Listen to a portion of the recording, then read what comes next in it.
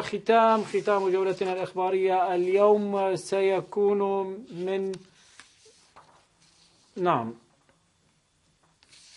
إذا من اللاذقية، ومعنا من هناك محمد الحسن الناطق باسم فريق نبض الساحل، حيث تمكن الثوار من إعادة السيطرة على قرية دير حنا بجبل التركمان في ريف اللاذقية، وقتلوا وجرحوا عددا من عناصر النظام، بينما انقصف الطيران الروسي محوري الجبل الأحمر ومركشيلة تزامنا مع اشتباكات بين الثوار وقوات النظام. نعم محمد، السلام عليكم. وعليكم السلام، حياك الله أخي نوراس. نعم، تحدثنا عن بعض الأمور وبعض التطورات، سنترك الكلام لك وحدثنا عن الاشتباكات وعن التطورات لديكم في اللاذقية.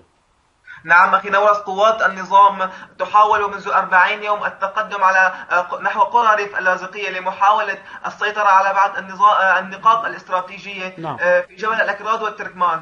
تحاول وبشتى الوسائل السيطرة على قرية الجب الأحمر، هذه القرية الاستراتيجية التي تطل على قرى السرمانية وفورو وجورين والبحصة وعلى أغلب قرى سهل الغاب، لإنشاء خط وربما خط دفاعي الأول عن قرية جورين التي تحاول قوات المعارضة السورية بالتقدم للسيطرة عليها. أما في جبل التركمان قام مجاهدون منذ يومين بعملية معاكسة لقوات النظام استطاع من خلالها التقدم وبسط مع قرية دير حنا الاستراتيجية في جبل التركمان. قصف عنيف شهده ريف اللاذقية في محاولة أخرى جديدة للنظام في التقدم نحو محور الجب الأحمر تحت غطاء من المدفعية الثقيلة ورجمات الصواريخ والصواريخ بعيدة المدى التي تستهدف المجاهدين من سكنات المدينة في ريف اللاذقية. نعم، قصف عنيف جدا شهده ريف اللاذقية اليوم براجمات الصواريخ والمدفعية الثقيلة وقذائف الهاون، استهدفت قرى جبل التركمان وناحية ربيعة من مرصدي النسر وال45، أيضا في الأكراد من مراصد بارودة ومرصد قمة النبي يونس في جبل الأكراد. نعم، دعنا نستغل الوقت المتبقي محمد. إذا الثوار يسيطرون على قرية دير حنا، ذكرت بأنها هامة واستراتيجية، حدثنا عن أهمية تلك القرية. أخي نوراس، أنت معي؟ نعم أسمعك محمد. سألتك عن أهمية قرية دير حنا التي سيطر عليها الثوار مؤخرا، ذكرتها بالهامة، حدثنا عن أهميتها.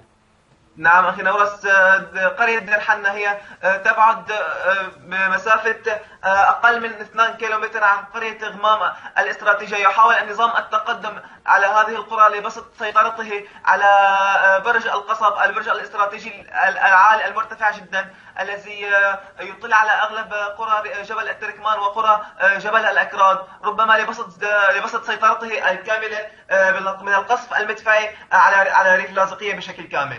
نعم، ماذا عن المدينة والأحداث هناك؟ هل من جديد في مدينة اللاذقية؟